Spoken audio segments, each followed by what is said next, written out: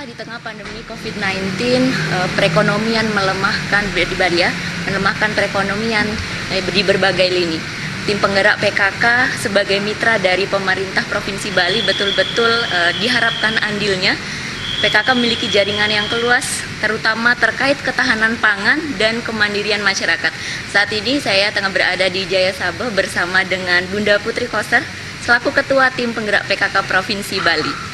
Ibu, Om Swastiastu. Om Swastiastu. Baik Bu, jadi Bali ini cukup baik dalam penanganan COVID-19 ya Bu, sehingga penambahan jumlah positif tidak banyak. Bagaimana menurut Ibu? Ya, ini satu hal yang membanggakan sekaligus menambah semangat kita, karena bagaimanapun juga kesuksesan menangani penanggulangan COVID-19 ini itu adalah kesuksesan kita bersama. Tapi tidak berhenti sampai di sini saja. Bagaimana para pemimpin kita itu mempolakan, karena kan ilmunya nggak ada sayang. Ini kan tumben kita kena yang seperti ini dan kan? baru ini itu. Jadi paling kita dapat cerita-cerita dari yang negara-negara lain yang sudah mengalami. Itu bagaimana pemimpin kita, dalam hal ini Ketua Gugus Tugas Provinsi Bali beserta tim beliau itu mempolakan, kemudian skemanya bagaimana. Nah, di situ beliau Ibu lihat melalui jalur desa. Jadi diperkuat itu desanya, antisipasinya mulai dari desa baru. Ketika desa sukses, otomatis kecamatan, kabupaten, provinsi juga akan menuai sukses di dalam penanggulangan. Nah, peran masyarakat juga tidak boleh dianggap kecil.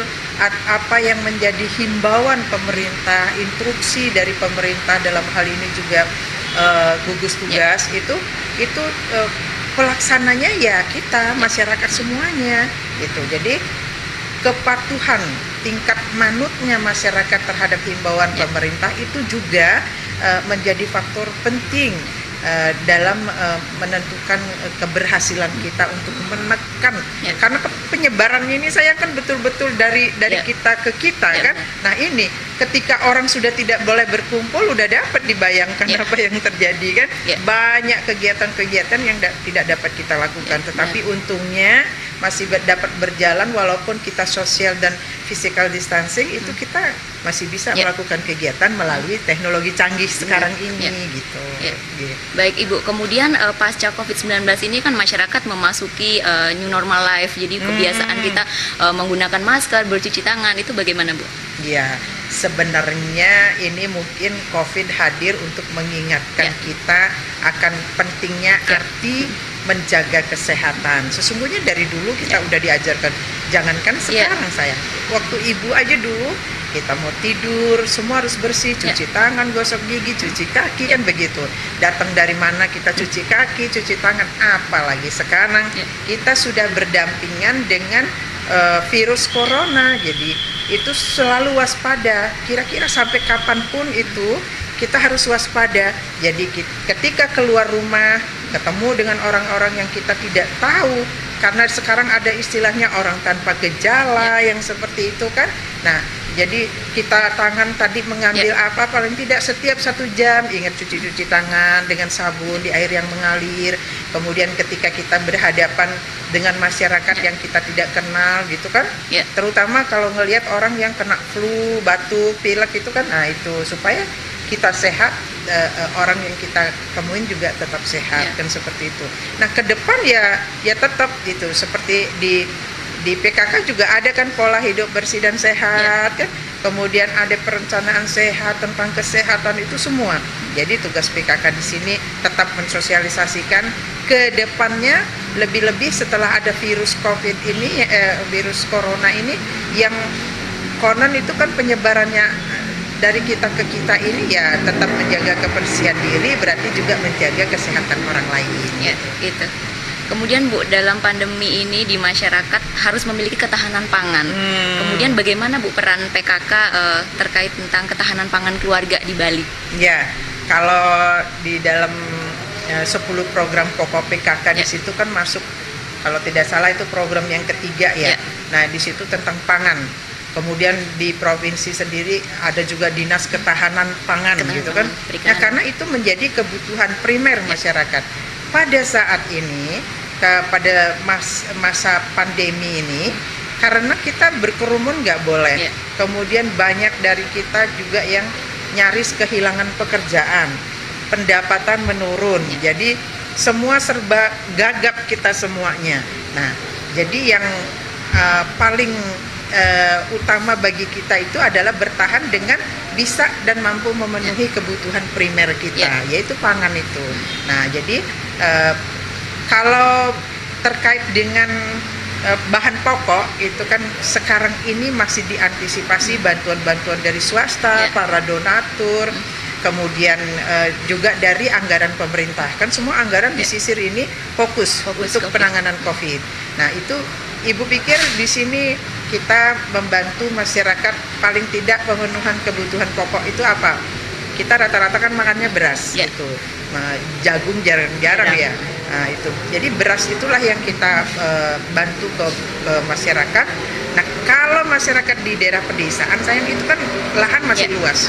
Nah, di situ Ibu melihat masuk program Hatinya PKK. Andai dulu tahun lalu tuh 2019, Ibu turun ke 57 kecamatan mengajak masyarakat di desa-desa itu untuk yuk manfaatkan halaman pekarangan rumah kita agar dia hatinya jadi halaman asri teratur indah dan nyaman, sehingga nyaman hati pemilik rumahnya ketika bercengkrama. Sekarang kalau tamannya indah, sayang, kita diam di rumah nggak bosen. Nah, di samping dia indah, nyaman, jadi bermanfaat.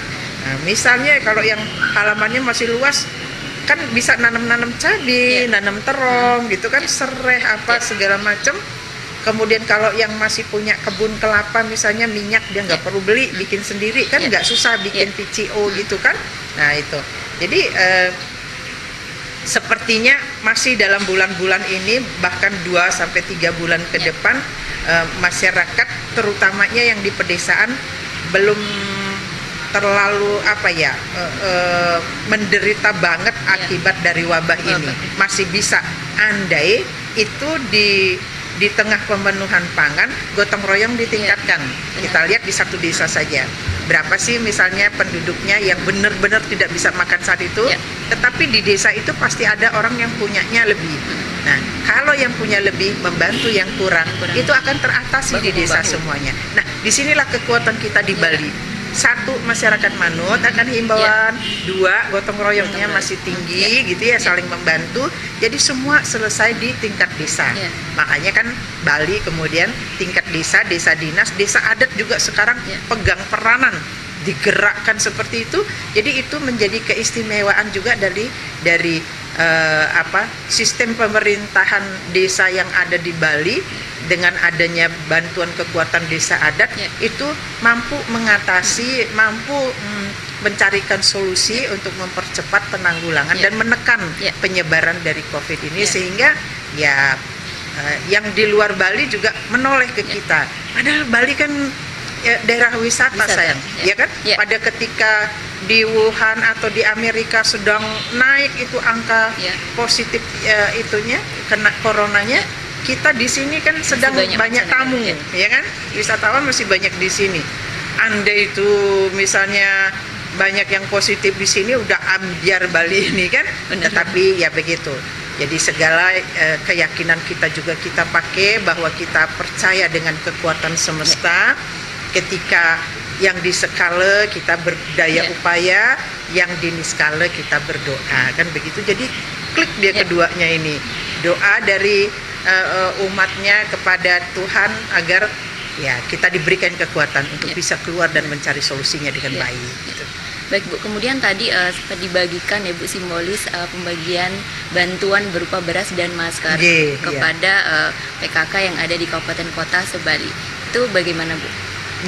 Ya sesuai juga dengan amanat dari Bapak Presiden, kemudian Bapak Gubernur lewat gugus tugas beliau, bahwa institusi atau pergerakan seperti PKK yang memakai anggaran dari pemerintah, dalam hal ini pemerintah daerah, Nah, supaya sekarang lebih fokus kepada membantu untuk penanggulangan COVID-19 ini.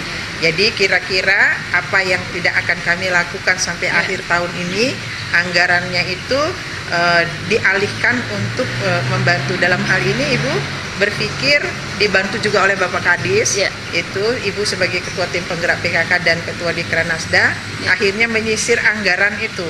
Lumayan juga kita dapat, dan makanya Ibu berpikirnya membantunya lewat bahan pokok. Jadi yang Ibu bantu tidak sembako, tidak bukan 9 bahan pokok, tetapi Ibu bantu beras, yang untuk lain-lainnya, untuk lauk-lauknya itu supaya menggerakkan kekuatan dan potensi di desa dengan mulai sekarang yuk kita imbaskan hatinya PKK. Kita tidak tahu sebulan, 2 bulan, 3 bulan atau sampai akhir tahun. Kalau sekarang udah nanam cabai, sebulan 2 bulan pasti berbuah dia kan, itu pasti ada manfaatnya. Jadi dengan melakukan hal yang kecil itu kita dapat manfaat yang besar. Jadi Ibu ingin dengan bantuan beras, jadi Ibu menyisir anggaran itu, Dikranasda dan PKK itu dapat membantu beras sekitar 410,9 ton. Nah, itu Ibu bagi proporsional sesuai kebutuhan di masing-masing kabupaten kota. Yang paling besar itu pemenuhan kebutuhannya di Kabupaten Buleleng, sekitar 81 ton itu. Kemudian yang kecil itu Klungkung kalau tidak salah, sekitar 28 sekian. Nah, kenapa bisa besar dan kecil?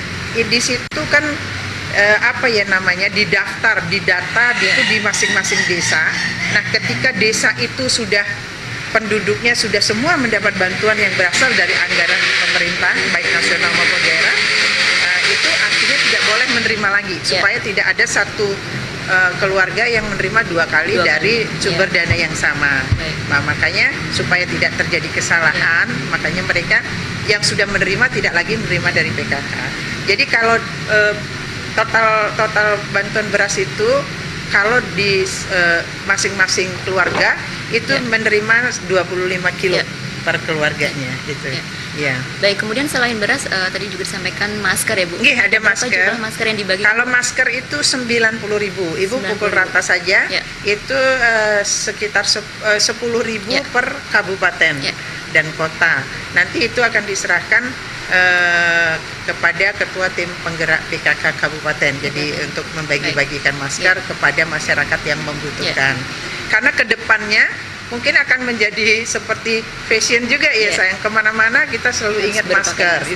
Itu lebih baik dari kita tidak memakai masker karena kita tidak tahu siapa yang kita hadapi atau kita sedang ada virus atau enggak di sekitar kita, seperti itu kan. Nah, ini aja kan kita tadinya ingin pakai masker, tetapi karena ngomong banyak, Ibu takut megap-megap ya. Itu kan, tapi kita di ruang terbatas dan juga sudah berjarak seperti itu. Baik, Ibu, kemudian bagaimana upaya tim penggerak PKK, mengedukasi masyarakat untuk tetap bertahan di tengah pandemi COVID-19 ini, Bu? Tentunya salah satu tugas dari PKK itu sosialisasi. Kita hanya bisa menyampaikan, menyemangatin itu. Jadi ada program Ibu, program tahunan itu adalah sosialisasi itu di media. Jadi apakah media elektronik, media cetak, gitu. Media elektronik misalnya lewat televisi, lewat radio itu. Jadi Ibu menyampaikan sesuatu apa sih yang lagi viral nih sekarang. Kemudian paling tidak mengedukasi masyarakat mestinya bagaimana.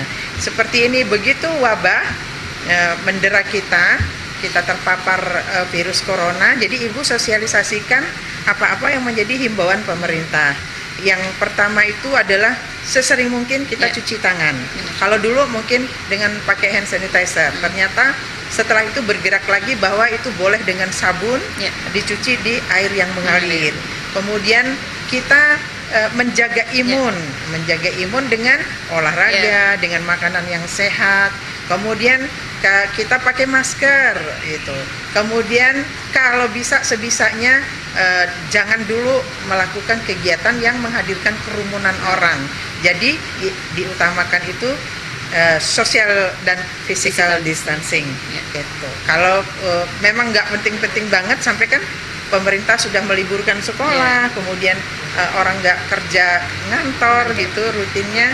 Jadi kalau tidak penting sebaiknya di rumah saja seperti itu. Nah, itulah tugas ibu, ikut sebagai partnernya pemerintah, ikut menyuarakan itu, gitu kan. Jadi memang tugasnya pemerintah itu menghimbau, menginstruksi. Malah kalau tidak menghimbau, itu artinya tidak menjalankan tanggung jawab. Ibu juga begitu, sosialisasi isinya ya himbauan. Nanti hasil dari himbauan itu kita lihat gimana. Itu jadi Bali itu benar-benar terkendali, landai dia perkembangan penyebaran COVID-nya, itu hasil dari himbauan gitu kan. Jadi hasilnya tidak bisa kita wujud dalam satu benda, tidak, tetapi situasi kondisi itu hasil himbauan. Jadi kadang kan ada yang begitu, wih Pak Gubernur nih sama istrinya kerjanya menghimbau doang, nggak ada hasilnya, nggak ada terobosannya gitu kan. Bukan, memang itu kewajiban kami, malah kalau tidak dihimbau salah nanti kami kan gitu. Ya jadi harus dihimbau, tetapi terobosannya yaitu polanya, skemanya mengatasi itu harus ada. Dan dilihat apa hasil akhirnya. Jadi Bali ini diantara sekian, tadinya Bali kan masuk 10 besar, mungkin sekarang sudah berada di posisi malah yang 12 gitu, tidak masuk 10 besar lagi gitu. Jadi tingkat yang meninggalnya malah kecil banget, tidak bertambah, semoga tidak ya. Kemudian tingkat sembuhnya itu tinggi. Kemudian penyebarannya jadi yang tingkat positifnya itu landai dia, jadi tidak, grafiknya tidak mencuat seperti itu. Nah, itu benar-benar kembali Ibu sampaikan, ini adalah kerjasama semua pihak. Jadi, nah artinya apa? Kita semua ini harus berpikir positif. Dengan berpikir positif, imun kita, dengan hati bahagia, imun kita, dengan kita kemudian tidak terlalu khawatir, imun kita semua pada imun itu akan memberikan kita kekuatan seandainya itu virus masuk terlanjur ke dalam tubuh kan gitu. Jadi dengan imun yang bagus, dialah akan yang menghadapi serangan virus itu. Jadi kan banyak anak-anak kita yang sudah sembuh, akhirnya cepat penyembuhannya itu karena apa? Imun yang bagus kan gitu. Jadi orang-orang yang tinggal juga masyarakat Bali itu paling tidak ikut mendukung himbauan dan program pemerintah, mengajak masyarakat untuk tetap waspada begitu kan. Ya jangan malah ngompor-ngomporin kan. Wah, ini enggak lah, COVID itu enggak ini, ayo keluar ya. Jangan, nanti ambiar kita sendiri nanti gitu. Jangan seperti itu. Artinya dalam situasi ini kita harus saling dukung. Kita harus gotong royong, sinergitasnya harus tinggi, yaitu kayak orang Bali bilang kan, segili segulu paras-paros selunglung sabaya tako. Itu artinya apa? Kompak kita bersinergi kita gitu. Inilah hasilnya gitu loh. Kalau ingin hasil nyata ya sudah, di antara sekian provinsi ini kan Bali termasuk yang penanganannya sangat bagus. Mungkin terakhir Ibu, pesan yang lebih ditekankan kepada masyarakat untuk menghadapi pandemi COVID-19 ini. Nah begini, ini kan sudah berjalan sekian bulan. Kedepannya barangkali karena sudah ketaatan masyarakat, ya mungkin kita akan menghadapi kedepannya adalah pasca pandemi ya, Bali yang apa ya, new normal gitu, normal tetapi yang dalam situasinya tidak bisa sudah seperti kemarin kita tanpa kewaspadaan gitu kan. Nah, kedepannya walaupun misalnya Bali sudah bebas, Bali sudah dibuka lagi untuk dunia luar dan lain sebagainya, jangan pernah kurang waspada. Jadi protapnya itu, jadi kita harus sering cuci tangan, menjaga kebersihan, menjaga kesehatan tubuh dengan makan dan olahraga, bermasker. Tetap aja nanti kalaupun kita ngumpul, kita tidak saling untuk kedepannya mungkin cara menghormati orang lain tidak harus dengan bersalaman, tidak harus cipika-cipiki gitu kan, atau tangan kita jangan suka suka ambil apa yang ada di sekitar, nyentuh gitu kan. Nah, karena kalau udah nyentuh kita tidak tahu virusnya ada di situ, harus cuci tangan. Jadi standar yang ada sekarang ini tetap kita laksanakan, tetapi kelonggarannya adalah kita sudah bisa melakukan aktivitas yang untuk menata perekonomian kita. Karena kalau terus-terusan kita berdiam seperti ini kan tidak mungkin Ya. itu. Karena dampak yang paling terasa di samping kesehatan setelah itu adalah perekonomian kita. Ya. Ini harus bergulir dan berjalan. Tapi Ibu yakin ketika kita sudah waspada dengan melakukan protokolernya seperti itu, kalau Bali ini kan handalannya itu pariwisata. Ini aja sekarang sudah banyak yang mendesak untuk buka pariwisata, buka keran pariwisata. Artinya kita tidak terlalu khawatir ketika wisatawan mulai ada, kemudian perekonomian itu seperti seperti mesinnya dihidupkan dan dia akan bergerak kembali, normal kembali seperti itu. Jadi jangan terlalu khawatir, mungkin alam mengisyaratkan kepada kita karena kita mungkin sudah terlalu capek, terlalu jenuh alam ini dengan polusi. Barangkali ini saatnya kita menurunkan sedikit, kita ambil hikmahnya. Ada hal-hal yang positif yang bisa kita lakukan ke depan. Salah satu contoh sayang, ketika kita mengalami wabah ini kan kita langsung nyungsep, gitu kan. Tapi ketika kita punya saving yang bagus, tabungan yang lumayan, itu masyarakat tidak akan menjerit. Nah, itu salah satu lagi ketahanannya itu ke depan, pola hidup kita dengan menabung itu sangat penting. Baik, terima kasih Ibu sama-sama atas waktu dan informasinya. Sehat selalu ya Bu. Sehat juga ya, hati-hati dalam menjalankan tugas. Baik Bu. Baik pemirsa, demikian bincang eksklusif saya bersama dengan Ibu Putri Koster. Tetap menghimbau bahwa kita semua tetap menjaga kesehatan. Demikian wawancara saya. Saya Dewi Yunairi, sampai jumpa.